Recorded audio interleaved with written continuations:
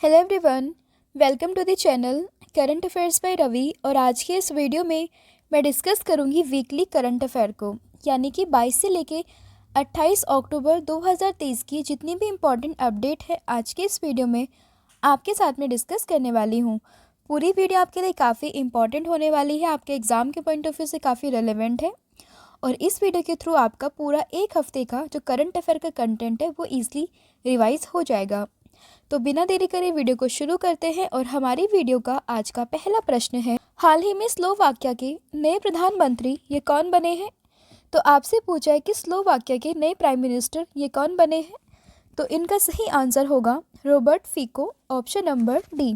Robert Fico आप image में देख सकते हैं, यही है जो बने हैं स्लोवाकिया के नए प्रधानमंत्री।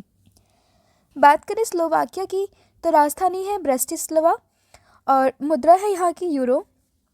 तो ये भी आपको ध्यान रखना है। देखिए, अभी कोई भी कंट्रीज़ जो है वो न्यूज़ में रहती है तो उसकी कैपिटल और उसकी जो करेंसी है वो आपको याद होनी चाहिए। तो ऐसे यहाँ पे जो स्लोवाकिया है उसकी जो कैपिटल है वो है ब्रेस्टिस्लावा और मुद्रा है यहाँ की यूरो। तो ये आपको ध्यान रखना है। फिर है IRCTC के नए चेयरमैन और मैनेजिंग डायरेक्टर यानी कि CMD ये कौन बने हैं? तो देखिए, बात करें IRCTC की तो इसके नए मैनेजिंग डायरेक्टर और चेयरमैन ये बने हैं संजय कुमार जैन। इमेज में आप देख सकते हैं, ये है संजय कुमार जैन जो बने हैं IRCTC के नए चेयरमैन और मैनेजिंग डायरेक्टर। बात करें IRCTC की तो फुल फॉर्म है इसकी भारतीय रेलवे खानपान और पर्यटन निगम। स्थापना तो ये हुई थी 27 सितंबर 1999 में और मुख्यालय ये है इसका नई दिल्ली में। अगला प्रश्न है, कोटक महिंद्रा बैंक के नए MD और CEO के रूप में किसे नियुक्त किया गया है? तो देखिए, बात करें कोटक महिंद्रा बैंक के नए MD और CEO ये बने हैं Ashok Vaswani, option number D. Image में आप देख सकते हैं, ये हैं अशोक वासवानी जो बने हैं कोटक महिंद्रा बैंक के नए MD और CEO। अब देखिए, लास्ट क्वेश्चन में मैंने आपको IRCTC के बारे में बताया है, साथ ही में रेलवे की बात हुई है। तो यहाँ पर आप एक नाम और याद रखिएगा, जया वर्मा सिन्हा का, जो अभी हाल ही में बनी है पहली वुमेन अध्यक्ष ऑफ रेलवे बोर्ड। ठीक है, तो ये नाम इंपॉर्टेंट हो जाता है, इसलिए आपको ध्यान रखना है। अब हम बात कर रहे थे कोटक महिंद्रा बैंक की, तो इसके MD और CEO ये बने हैं Ashok Vaswani, option number D. तो देखिए, कोटक महिंद्रा बैंक के नए मुख्य कार्यकारी अधिकारी ये मैंने आपको बताया बने हैं अशोक वासवानी। कोटक महिंद्रा बैंक के संस्थापक हैं उदय कोटक। स्थापना हुई थी 1985 में और मुख्यालय तो ये है मुंबई में। अगला प्रश्न है, हाल ही में विस्टाडोम ट्रेन सेवा ये कहाँ शुरू की गई है? तो देखिए, बात करें विस्टाडोम ट्रेन सर्विस की तो इसकी शुरुआत ये हुई है जम्मू कश्मीर में। ऑप्शन नंबर सी आप यहाँ पर याद रखेंगे। और इस ट्रेन की सबसे खास बात ये है कि इसमें आप जो ये देख रहे हैं शीशे इधर भी लगे हुए हैं विंडो साइड में और ऊपर की तरफ भी शीशे लगे हुए हैं, ताकि जो इसमें अंदर बैठा व्यक्ति है वो बाहर के सारे नज़ारों का लुत्फ़ अच्छे से उठा सके।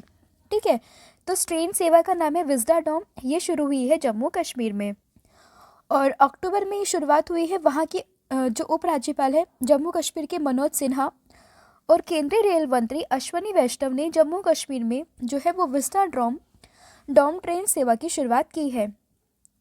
विस्टाडोम की बात करें तो इसका मतलब होता है गुंबद के आकार वाली ट्रेन। फिर है, किस पड़ोसी देश ने भारत समेत 7 देशों के नागरिकों को निःशुल्क पर्यटक वीज़ा की घोषणा की है? तो देखिए, अभी हाल ही में श्रीलंका ने भारत समेत 7 देशों के नागरिकों को निःशुल्क पर्यटक वीज़ा की घोषणा की है। अब ऐसा इसने क्यों किया है? देखिए, बैक टू बैक श्रीलंका में आपने काफ़ी क्राइसिस की न्यूज़ सुनी होगी। पहले कोरोना, उससे पहले एक हमला हुआ था, उसके बाद इकोनॉमिक क्राइसिस यहाँ पर हुए, तो जिसकी वजह से जो इनकी पूरी अर्थव्यवस्था थी वो काफ़ी हिलडुल गई थी।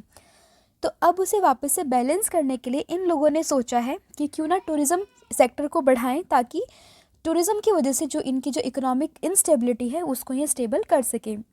तो इसलिए इन्होंने भारत समेत 7 देशों के नागरिकों को निःशुल्क पर्यटक वीज़ा देने की घोषणा की है। तो इसका सही आंसर होगा Sri Lanka, option number D. Sri Lanka की बात आई है तो राष्ट्रपति है रनिल विक्रमसिंघे। प्रधानमंत्री तो यह है दिनेश गुणवर्धने। यहाँ की कार्यकारी और न्यायिक राजधानी ये है कोलंबो और विधायी राजधानी तो ये श्री जयवर्धनेपुरा कोटे। फिर एक किस राज्य या फिर यूटी ने रेड लाइट ऑन गाड़ी ऑफ अभियान शुरू किया है? तो देखिए ये जो अभियान है बेसिकली ये शुरू किया है दिल्ली सरकार ने। Option number B. इसमें क्या होगा, जैसे ही रेड लाइट ऑन होती है वैसे ही आपको गाड़ी जो है वो ऑफ़ रखनी है, उसे चालू नहीं रखना है, उसको ऑफ़ रखना है। तो इस अभियान की शुरुआत की गई है दिल्ली सरकार के द्वारा। Option number B. अब देखिए प्रदूषण से निजात पाने के लिए दिल्ली में रेड लाइट ऑन गाड़ी ऑफ अभियान शुरू किया गया है। वहाँ के मुख्यमंत्री अरविंद केजरीवाल और उपराज्यपाल तो ये है श्री विनय कुमार सक्सेना। फिर भारत निर्वाचन आयोग ने किसे अपना नेशनल आइकन नियुक्त किया है? तो देखिए बात करें इलेक्शन कमीशन ऑफ इंडिया की, तो इसने अभी हाल ही में नेशनल आइकन अपॉइंट किए हैं और ये है Rajkumar Rao. Option number B. बात करें भारत निर्वाचन आयोग की, तो स्थापना हुई थी 25 जनवरी 1950 में। मुख्यालय है दिल्ली में और अध्यक्ष है राजीव कुमार और पहले अध्यक्ष तो ये थे सुकुमार सेन। अगला प्रश्न है सखाराव पुरस्कार 2023 के विजेता ये कौन है? तो देखिए बात करें सखाराव पुरस्कार 2023 की, तो ये विजेता है Jina Mahsa Amini. Option number A. अब ध्यान रखेंगे ये है सखाराव पुरस्कार 2023 की विजेता, ठीक है। वहीं बात करें नरगिस मोहम्मदी की, तो इन्हें पीस प्राइज़ मिला है इस बार नोबेल में, मतलब नोबेल पीस प्राइज़ मिला है। जॉन फॉसे की बात करें तो लिटरेचर में नोबेल प्राइज़ मिला है। और शिव सरनकर की बात अगर हम करें तो इन्हें आपका कमेंट सेक्शन में आप बताओगे कि इन्हें कौन सा अवार्ड मिला है। फिर वायुसेना में एयर मार्शल बनने वाली दूसरी महिला सैन्य अधिकारी कौन है? तो देखिए अभी हाल ही में जो है एयर मार्शल बनी है महिला सैन्य अधिकारी दूसरी, तो इनका नाम है Sadhana Saxena Nair. Option number B आप यहाँ पर ध्यान रखेंगे, इमेज में आप देख सकते हैं यही है साधना सक्सेना नायर जो बनी है एयर मार्शल, और ऐसा बनने वाली ये दूसरी महिला सैन्य अधिकारी बन गई हैं। अब ये दूसरी है तो पहली का नाम क्या है? तो पहली का नाम है पद्मा बंदोपाध्याय, ठीक है। तो ये ध्यान रखेंगे ये थी पहली महिला सैन्य अधिकारी और अब दूसरी बन गई है साधना सक्सेना नायर। तो देखिए भारतीय वायुसेना की वरिष्ठ अधिकारी हैं साधना सक्सेना नायर, उन्हें एयर मार्शल रैंक तक पहुंचने वाली वायुसेना की दूसरी महिला अधिकारी बन गई हैं और पहली का नाम मैंने आपको बताया पद्मा बंदोपाध्याय। भारतीय वायुसेना की बात करें तो स्थापना हुई थी 8 अक्टूबर 1932 में। मुख्यालय है दिल्ली में और अध्यक्ष तो ये हैं विवेक राम चौधरी। फिर किस राज्य सरकार ने राज्य को पूरी तरह से नशा मुक्त बनाने के लिए होप इनिशिएटिव को शुरू किया है? तो देखिए अभी एक राज्य सरकार ने बेसिकली नशा से मुक्त बनने के लिए होप इनिशिएटिव को शुरू किया है और इस राज्य का नाम है पंजाब। ऑप्शन नंबर ए, यानी कि होप इनिशिएटिव की शुरुआत ये हुई है पंजाब में। इनका मकसद क्या है? तो देखिए नशा मुक्त बनाने के लिए होप इनिशिएटिव शुरू किया गया और जो वहाँ के मुख्यमंत्री हैं भगवंत मान, उन्होंने राज्य में नशीली दवाओं के खतरे से लड़ने की पहल के तहत नशीली दवाओं से दूर रहने का संकल्प लिया है। पंजाब की बात करें राजधानी है चंडीगढ़, मुख्यमंत्री हैं भगवंत मान और राज्यपाल तो ये है बनवारी लाल पुरोहित। फिर किस देश को लिम्फेटिक फाइलरेसिस मुक्त घोषित किया है? तो ये अभी हाल ही में किया है लाओस को। Option number A. अब देखिए ये कैसी बीमारी होती है? तो इसमें इंसान का जो पैर है वो सूज के कुछ हाथी के पैर की तरह दिखने लगता है, तो यही है लिम्फेटिक फाइलरेसिस जिसको एलिफेंथेसिस के नाम से भी जानते हैं और अभी हाल ही में लाओस को इससे मुक्त घोषित किया है। तो देखिए लिम्फेटिक फाइलरेसिस जो है वो हाथी पाँव रोग इसको कहते हैं। वो मनुष्य का पाँव सूजकर हाथी के पाँव के समान भारी हो जाता है और अभी हाल ही में लाओस को इससे मुक्त घोषित किया गया है। वहीं बात करें भारत की, तो भारत ने इससे उन्मूलन का जो लक्ष्य रखा है वो रखा है 2027। लाओस की बात करें तो राजधानी है वियंतियाने और मुद्रा है इसकी लाओटियन क्यूब। नेक्स्ट क्वेश्चन है ऑपरेशन चक्र 2 अभियान ये किसके द्वारा शुरू किया गया? तो ऑपरेशन चक्र 2 अभियान की बात करें तो इसकी शुरुआत की गई है सीबीआई के द्वारा, यानी कि सेंट्रल ब्यूरो ऑफ इन्वेस्टिगेशन के द्वारा। ऑप्शन नंबर डी आप यहाँ पर याद रखेंगे। तो देखिए इस ऑपरेशन का उद्देश्य जो है वो साइबर अपराधों का पता लगाना है और सीबीआई के द्वारा ऑपरेशन चक्र 1 जो है वो वर्ष 2022 में चलाया गया था। सीबीआई की बात करें फुल फॉर्म में सेंट्रल ब्यूरो ऑफ इन्वेस्टिगेशन, स्थापना हुई थी 1963 में और मुख्यालय तो यह है नई दिल्ली में। फिर है संयुक्त राष्ट्र विश्व पर्यावरण संगठन के द्वारा किस गांव को सर्वश्रेष्ठ पर्यटन गांव 2023 का पुरस्कार दिया गया है? तो ये दिया गया है धोर्डो को। ऑप्शन नंबर ए आप यहाँ पर याद रखेंगे। और ये कहाँ का गांव है? तो ये गुजरात में कच्छ जिले का एक गांव है। इसी को अभी हाल ही में सर्वश्रेष्ठ पर्यटन गांव 2023 का पुरस्कार मिला है। तो देखिए, गुजरात के कच्छ जिले में स्थित धोर्डो गांव को सर्वश्रेष्ठ पर्यटन गांव 2023 का पुरस्कार दिया गया।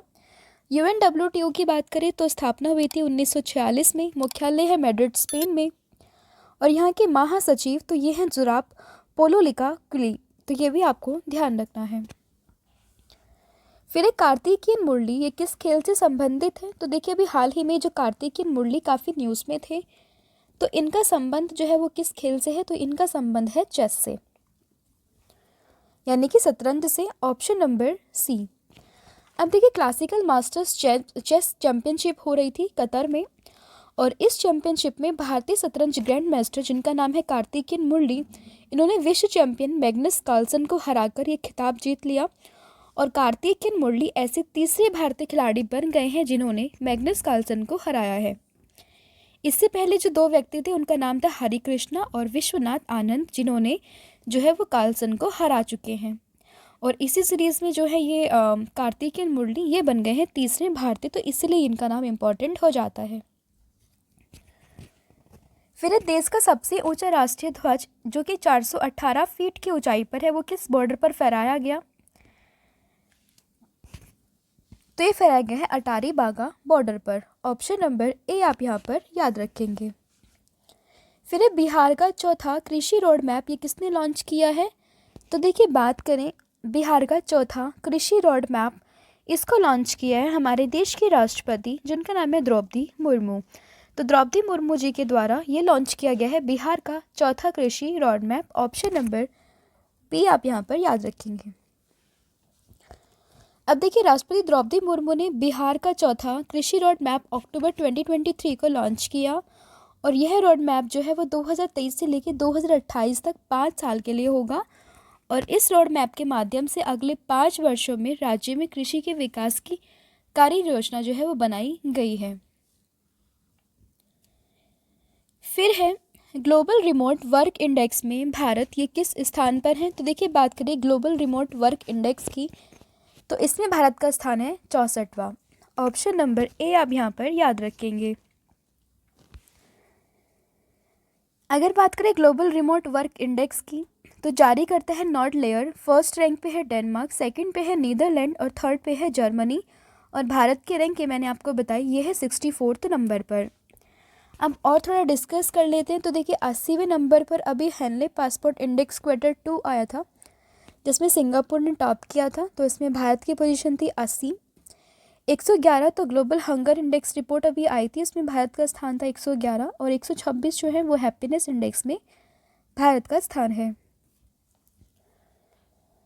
फिर एक किस महारत्न कंपनी को गोल्डन पीकॉक अवार्ड से सम्मानित किया गया? तो देखिए, अभी हाल ही में जो महारत्न कंपनी है REC लिमिटेड, इसको गोल्डन पीकॉक अवार्ड से सम्मानित किया गया है। ऑप्शन नंबर ए आप यहाँ पर याद रखेंगे।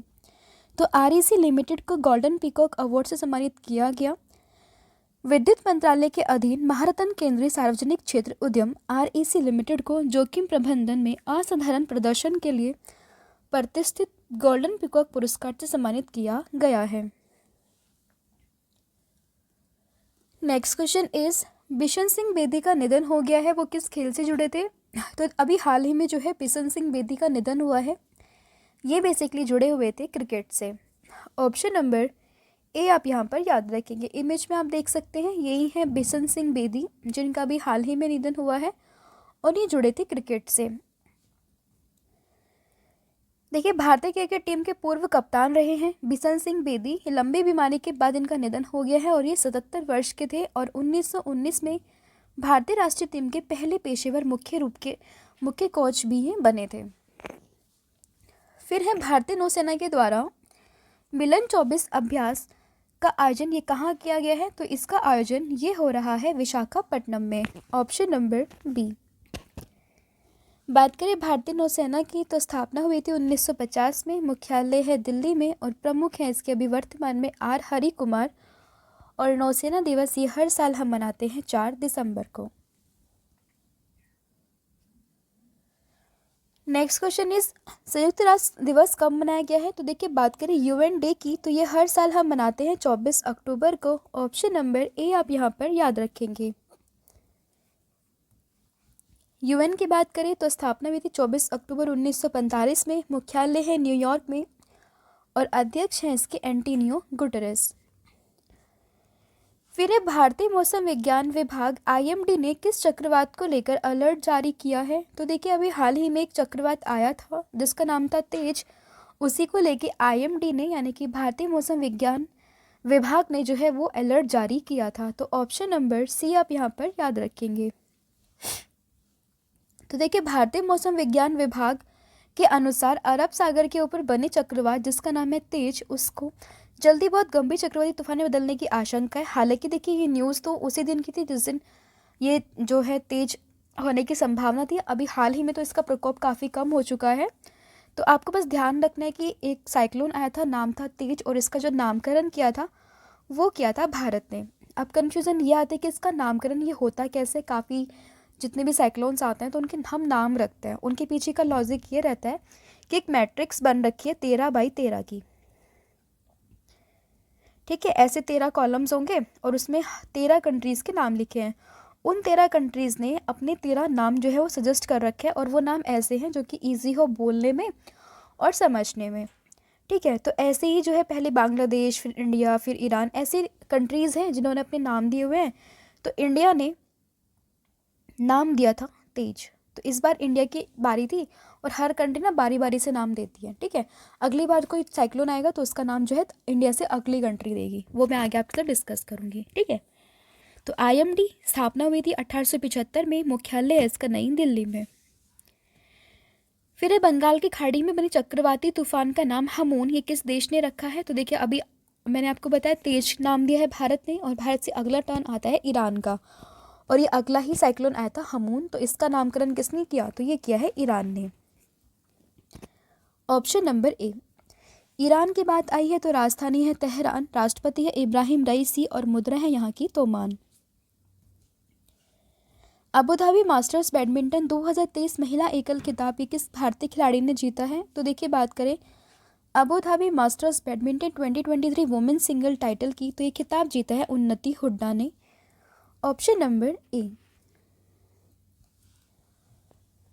भारत की युवा बैडमिंटन खिलाड़ी है उन्नति हुड्डा। इन्होंने अभी अबू धाबी मास्टर्स 2023 महिला एकल बैडमिंटन टाइटल अपने नाम कर लिया है और उन्नति हुड्डा ने फाइनल मुकाबले में सामिया इमाद फारूकी को मात दी है। आयोजन तो ये हुआ है संयुक्त अरब अमीरात में। फिर अंतर्राष्ट्रीय हिम तेंदुआ दिवस ये कब मनाया जाता है? तो बात करें अंतर्राष्ट्रीय हिम तेंदुआ दिवस की यानी कि इंटरनेशनल स्नो लेपर्ड डे, तो ये मनाते हैं 23 अक्टूबर को। Option number B. हिम तेंदुआ 12 देशों में पाया जाता है जैसे कि भारत हुआ, नेपाल, भूटान, चाइना, मंगोलिया, रूस, Pakistan, Afghanistan, Kyrgyzstan, Kazakhstan, Tajikistan और उज्बेकिस्तान। हिम तेंदुए जो हैं बेसिकली वो काफ़ी ऊंचाई माउंटेन वाले एरिया में देखने के लिए मिलते हैं, लगभग 18,000 फीट की ऊंचाई पर। और अभी फ़िलहाल लद्दाख और जो हिमाचल प्रदेश है उन दोनों का राजकीय पशु ये हिम तेंदुआ ही है। विश्व पोलियो दिवस कब मनाया गया है? तो देखिए विश्व पोलियो दिवस की बात करें तो ये मनाया गया 24 अक्टूबर को। ऑप्शन नंबर बी आप यहाँ पर याद रखेंगे। देखिए विश्व पोलियो दिवस ये जोनास साल्क के जन्मदिन के उपलक्ष्य में मनाते हैं और ये एक अमेरिकी वायरोलॉजिस्ट थे जिन्होंने दुनिया का पहला सुरक्षित और प्रभावी पोलियो वैक्सीन बनाने में मदद की थी। फिर प्रतिष्ठित दुर्गा भारत सम्मान से किसे सम्मानित किया जाएगा या किया गया है? तो देखिए बात करें प्रेस्टीजियस दुर्गा भारत सम्मान की तो इससे सम्मानित हुए हैं पंडित अजय चक्रवर्ती। ऑप्शन नंबर बी आप यहाँ पर याद रखेंगे। देखिए शास्त्रीय गायक और संगीतकार है पंडित अजय चक्रवर्ती। इन्हें संगीत के क्षेत्र में पश्चिम बंगाल के राज्यपाल सीवी आनंद बोस के द्वारा प्रतिष्ठित दुर्गा भारत सम्मान से सम्मानित किया गया है। यह पुरस्कार बेसिकली संगीत की दुनिया में उनके उल्लेखनीय योगदान का एक प्रमाण है और इसके साथ ही केंद्रीय विश्वविद्यालय विश्व भारती को शिक्षा के क्षेत्र में उत्कृष्ट योगदान देने के लिए दुर्गा भारत सम्मान इन्हें भी प्रदान किया गया है। भारत और किस देश ने हरिमो शक्ति 2023 सैन्य अभ्यास शुरू किया है। तो देखिए बात करें भारत और किस देश ने हरमो शक्ति 2030 की, तो ये शुरुआत की गई है मलेशिया के साथ साथ भारत ने, यानी कि भारत और मलेशिया के बीच में ये एक सैन्य अभ्यास है हरमो शक्ति 2023। ऑप्शन नंबर ए आप यहाँ पर याद रखेंगे।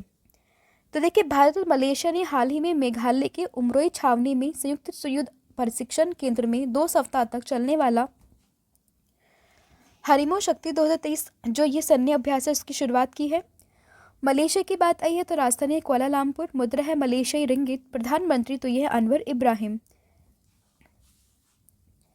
फिर है अमित शाह गुजरात के किस जिले में नैनो डीएपी यानी कि डैप तरल संयंत्र का लोकार्पण करेंगे। तो देखिए अभी रिसेंटली जो अमित शाह हैं जो हमारे होम मिनिस्टर हैं, इन्होंने कलोल में जो कि गुजरात में है वहाँ पर इन्होंने डैप लिक्विड प्लांट की जो है इनॉग्रेशन की है। ऑप्शन नंबर ए आप यहाँ पर याद रखेंगे।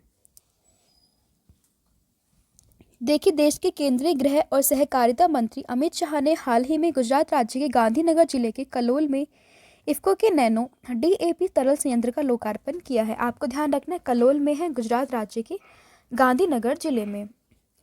फिर किस देश ने आयरन बीम मिसाइल रक्षा प्रणाली का प्रशिक्षण किया है। तभी हाल ही में देखिए इजराइल हमास का काफ़ी ज़्यादा कॉन्फ्लिक्ट चल रहा है, तो उसी बीच में इजराइल ने एक रक्षा प्रणाली का परीक्षण किया है जिसका नाम है आयरन बीम। तो ऑप्शन नंबर बी आप यहाँ पर याद रखेंगे। आयरन बीम की बात करें जो आयरन डोम के साथ मिलकर काम करेगा, हवाई हमलों को नष्ट करने के लिए फाइबर लेज़र का उपयोग करता है। हमास ने जो इजराइल पर हमला किया उसको नाम दिया अलक्सा फ्लड, और इजराइल ने जो हमास पर हमला किया वो है ऑपरेशन आयरन स्वॉर्ड। तो ये ध्यान रखिएगा, यहाँ पे गलत लिखा हुआ है। और भारत की तरफ से एक ऑपरेशन शुरू किया गया था ऑपरेशन अजय, जिसने कि इजराइल में जो भारतीय थे उनको निकालने में यह ऑपरेशन शुरू किया था। इजराइल की बात करें राजधानी है यरूशलेम, मुद्रा इजरायली न्यू शेकल और प्रधानमंत्री तो ये Benjamin Netanyahu. Next question is भारतीय नौसेना ने अभ्यास चक्रवात 2023 का आयोजन ये कहाँ किया है। तो देखिए अगर बात करें चक्रवात 2023 का तो ये आयोजन हुआ है गोवा में। ऑप्शन नंबर जो ए है आप यहाँ पर याद रखेंगे।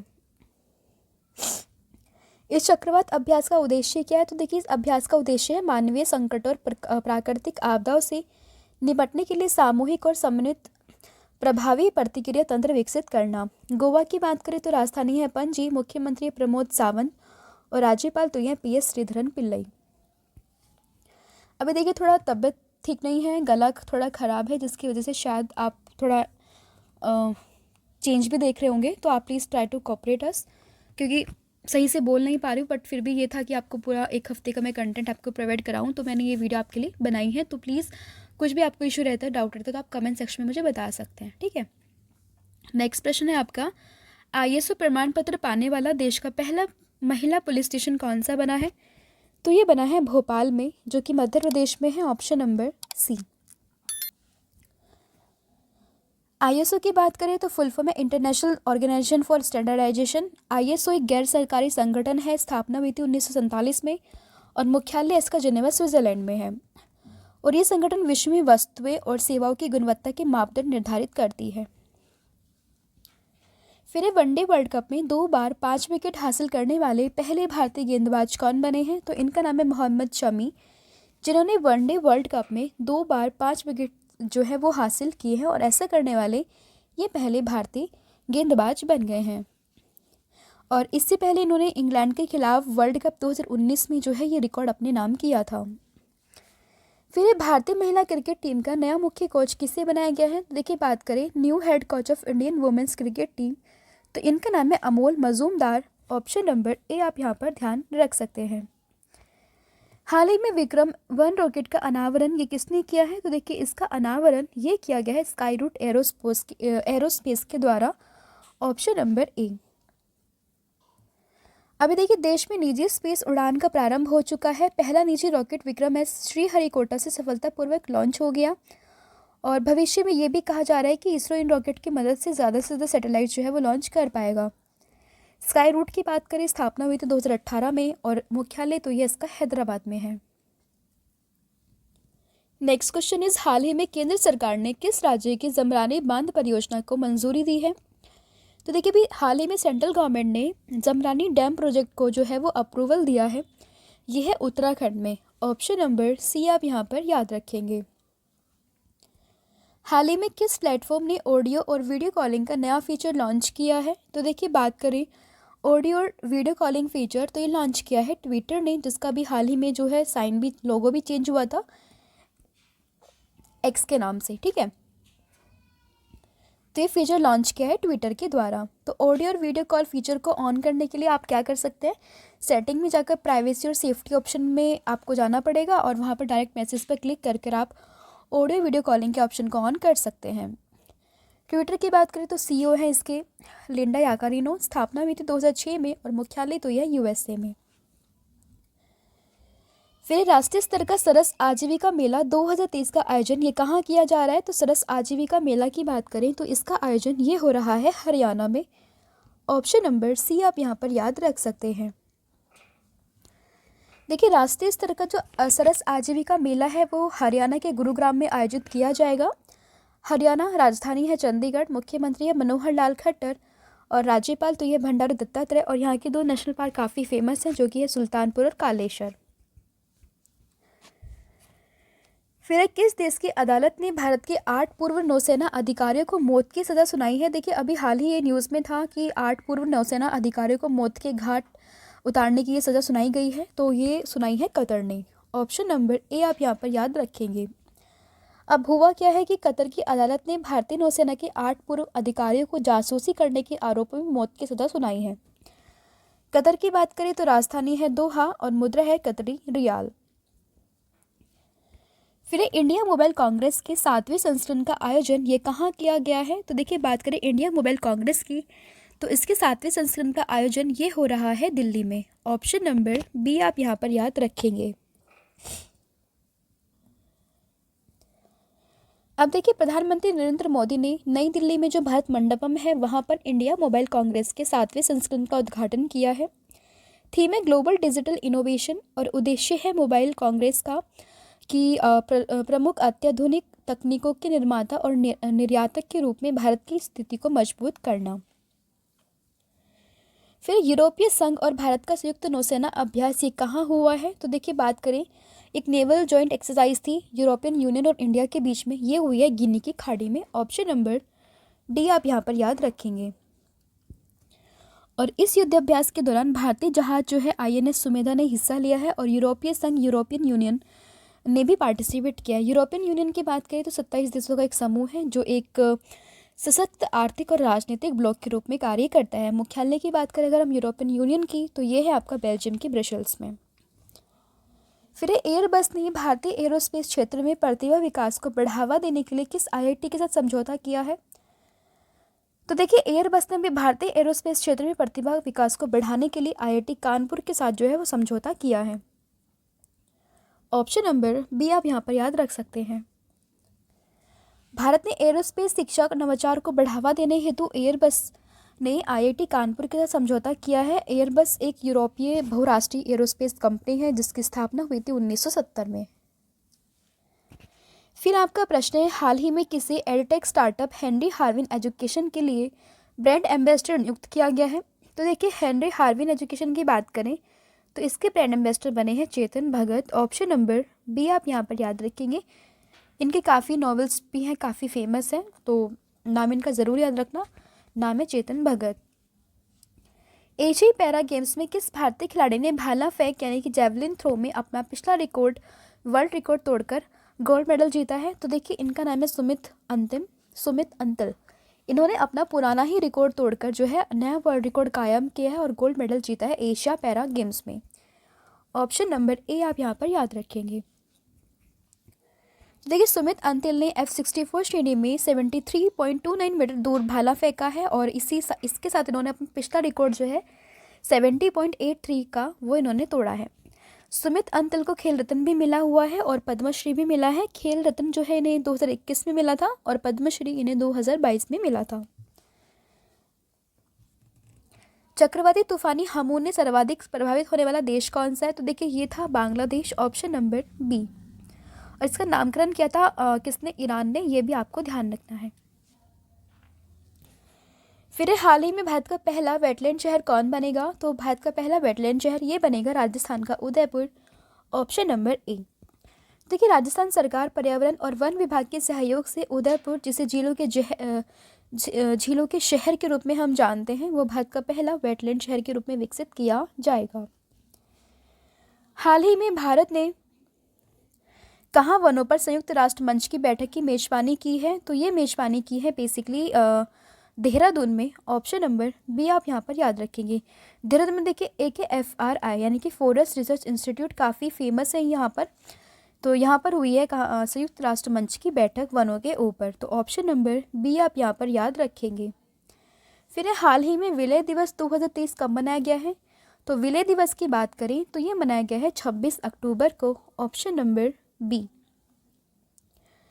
देखिए, जम्मू कश्मीर के में जो है भारत में विलय 26 अक्टूबर को पूरे 76 साल हो गए हैं, और इस पर महाराजा हरि सिंह ने 26 अक्टूबर 1947 को विलय की संधि पर हस्ताक्षर किए थे। फिर 5G तकनीक पर राष्ट्रीय हैकथॉन कहाँ आयोजित किया गया है? तो 5G तकनीक पर राष्ट्रीय हैकथॉन जो है वो आयोजित हुआ है नई दिल्ली में, ऑप्शन नंबर बी। हाल ही में आदि महोत्सव का उद्घाटन ये कहाँ किया गया है? आदि महोत्सव की बात करें तो इसका उद्घाटन यह भी हाल ही में हुआ है गुजरात के अहमदाबाद में, ऑप्शन नंबर बी आप यहाँ पर याद रखेंगे। तो ये थे आपके 50 क्वेश्चन। पूरे हफ्ते का मैंने आपके करंट अफेयर डिस्कस किया है। होपफुली वीडियो आपको समझ में आया होगा। क्वेश्चंस आपके लिए काफ़ी इंपॉर्टेंट है, काफ़ी रिलेवेंट है आपके सभी एग्जाम के पॉइंट ऑफ व्यू से। तो टोटल 50 क्वेश्चन को मैंने यहाँ पर डिस्कस किया है। अब आपसे मैं पूछती हूँ 2 प्रश्न टेस्ट के, जिसके आंसर आप मुझे कमेंट सेक्शन में दोगे, और इसके साथ साथ जो भी वीडियोस के बीच में मैंने आपसे प्रश्न पूछे वो भी आप मुझे आंसर जो है कमेंट सेक्शन में ज़रूर बताएंगे। तो पहला आपका प्रश्न है, संयुक्त राष्ट्र विश्व पर्यावरण संगठन के द्वारा किस गांव को सर्वश्रेष्ठ पर्यटन गांव 2023 का पुरस्कार दिया गया है? तो बेस्ट टूरिज्म विलेज कौन सा है ये आपको बताना है कमेंट सेक्शन में। और दूसरा प्रश्न है आपका, सरस आजीविका मेला ये कहाँ पर आयोजन किया जा रहा है? इसका आंसर भी आप मुझे कमेंट सेक्शन में बताओगे। तो आज के लिए इतना ही है। इसके अलावा 2 PDF है हमारी करंट अफेयर की और पॉलिटी की, ये भी हमारी वेबसाइट पर आ चुकी है। लिंक डिस्क्रिप्शन में जाकर आप इनको भी परचेस कर सकते हैं। आपके सभी एग्जाम के पॉइंट ऑफ व्यू से काफ़ी रिलेवेंट है। तो आज के लिए इतने, थैंक यू सो मच। मिलते हैं अगले हफ्ते पूरे 1 हफ्ते के रिवीजन के साथ में। आज के लिए इतना ही, thank you so much. Have a good day.